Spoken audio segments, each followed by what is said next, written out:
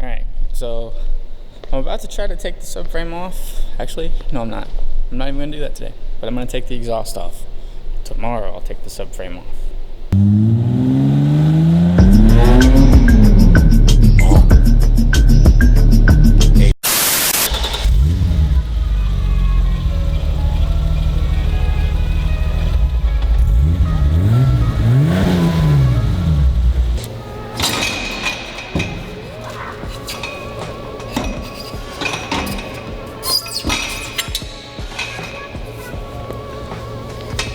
That almost killed me.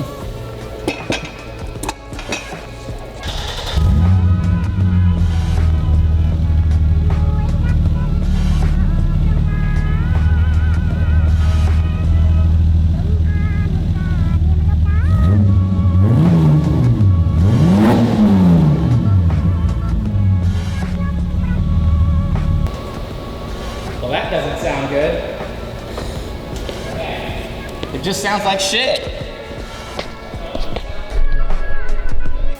That's today. Looks like I gotta take the subframe out. Great.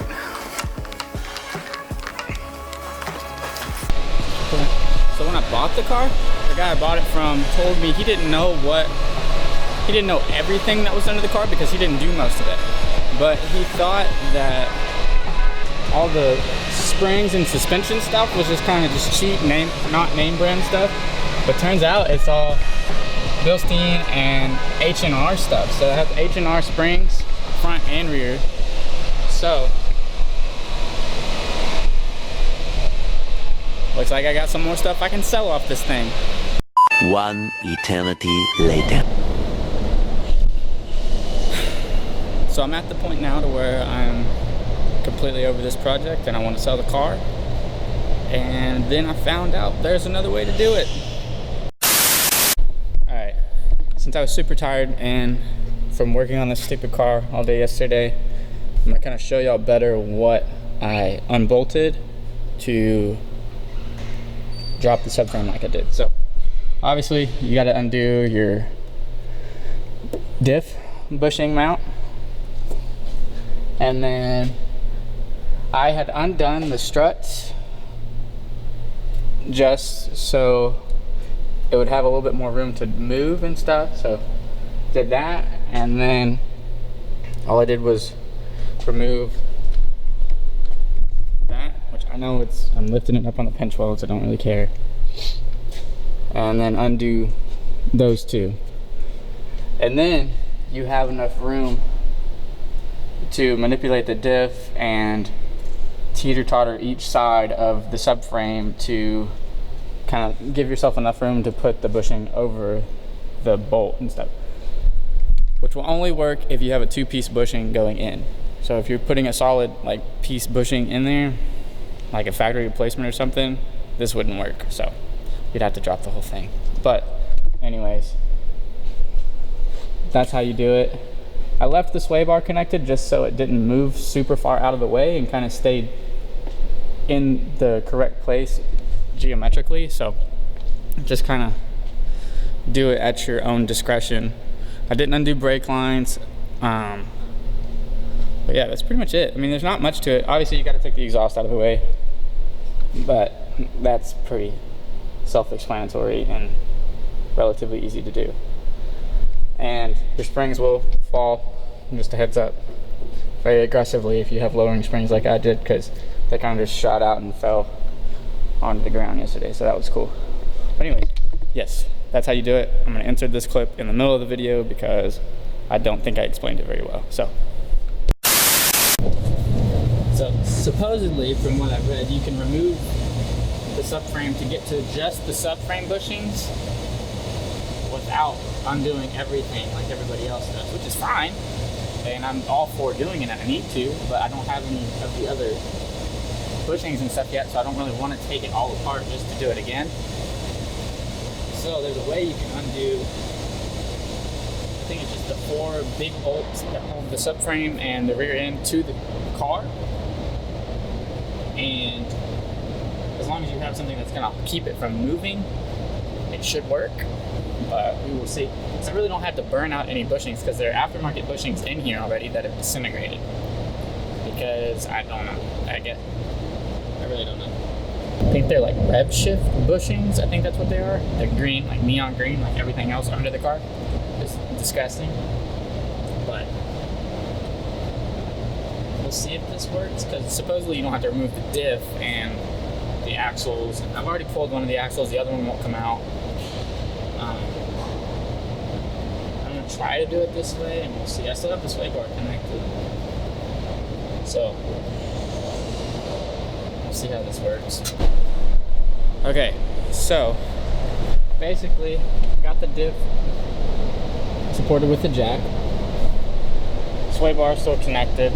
I pulled the back seat out, or the base of the back seat, and now I'm gonna undo this bolt for the subframe. I've already done the diff, and now I'm gonna undo this. And supposedly you can push the bolt like with a mallet up through the back of the, or the bottom of the seat. And I may not even need to do that since there's no subframe bushing there. It may just be able to drop down just enough to where I can put the new bushings in. So we'll see, because like earlier when I had the wheels on it, like literally it changes its toe so much, like it's crazy, because it'll toe in on one side and toe out on the other. So it's like the back end would like pull to a certain direction depending on the throttle load and the road and different things like that. It just feels really bad to drive. So hopefully we're gonna fix that, and then I can drive it and do other fun stuff until me and Stefan do the rest of the stuff on both of the cars, which will be probably in another month or so. So this is what's supposed to be in the subframe. A big bushing like this. And this is what was in it. Just the middle piece with some gunk on it. You know, like when Play-Doh gets like super old and crusty and stuff? That's what it looks like. That's literally like the texture that it has, except it's like super sticky inside the subframe. So I'm trying to clean it out, but it's like so caked onto it, I don't know how to clean it out very well. Okay, so I've got two jacks, one under the diff, and I've been using one at the opposite side of where I'm working, right? So the first one was easy because I could drop the subframe side down enough to put the top piece of the bushing on, which is just 1/2, and the washer on, and then I could slip it up, push it up, and then this would slip into it without having like a press or anything like that. But since I've already done it on one side and didn't think about the geometry of doing all that beforehand, I had to free up that side and let it drop, and drop the diff all the way from the jack, and then I had to pry this side down so I could put the 1/2 in with the washer. So the last top piece is in with the washer.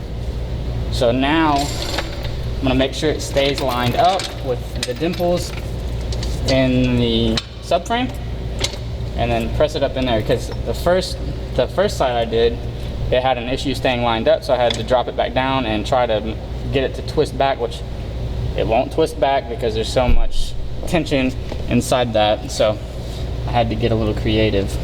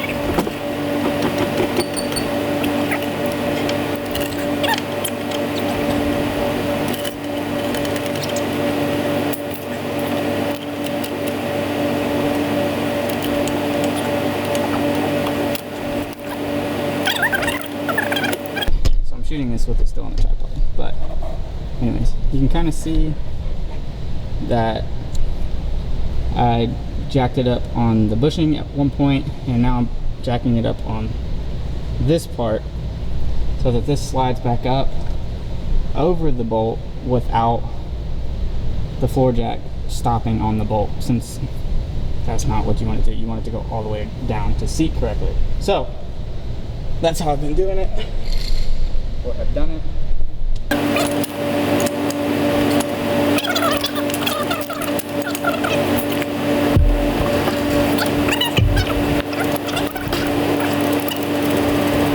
Bushings are in, both sides. Now, put the whole car back together. There you have it. You can do it the easy way. I'm gonna get a lot of crap for this because somebody's like, you did it wrong. Well, yeah, probably. I know that. But I don't care. Bushings are on, everything's back together. Now, I get to go drive it. But first, before anybody like comments about how I did the subframe, I just want you to look at this. If you were driving with this and we're on a time crunch, would you like want to take the whole thing out and everything with it? Nah. So, whatever. That's what I was driving with, so that's dope.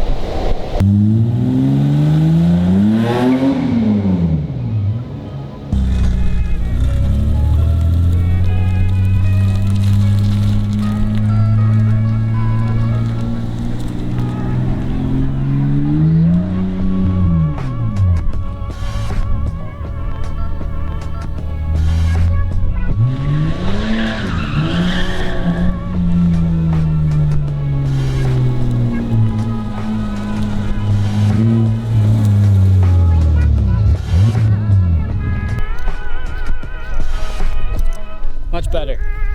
No clunking, no weird feelings or anything like that.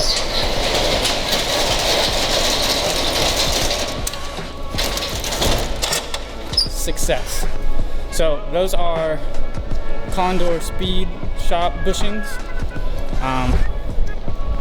And to me, they're pretty dope. I'm very impressed with how they are so far. Obviously anything's an improvement from what I had, but I'm about it. I dig it. So I guess that's it for this video. Now y'all know that y'all don't have to take everything out and apart to do the subframe bushings, but to each their own. If you want to do it like that, do it. If you have more stuff to do, obviously you have to do it.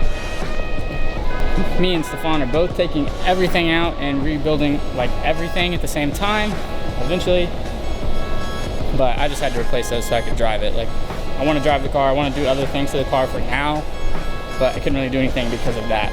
So that's that. Car is now safely drivable. Next we're going to do coilovers and wheels and tires and some other maintenance stuff, just because obviously it needs it. But other than that, it's freaking solid. So I do have Garagistic trans bushings, but that's probably not going to be a very long thing to do, so we'll just save that and put it with another video. But till next time, later guys.